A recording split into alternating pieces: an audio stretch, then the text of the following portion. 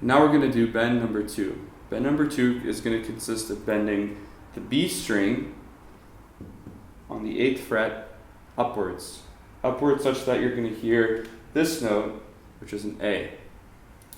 So it's going to sound like this. You should use your pinky for this bend, and you're going to bend upwards with the ring finger as a strengthening support for it. So now we're going to take a closer look. And a bit slower now. And what's interesting about this is that what we're actually trying to do is play the same note twice. Where first we're bending into an A, and then we're playing an A. So that's also a good way to gauge if you're bending enough, because you should bend up to a point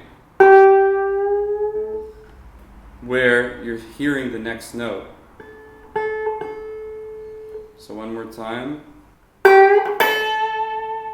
So once you get to that last A note, you could play it like that, or you could actually move your finger in place a little bit and notice how it vibrates a bit, and that's called a vibrato.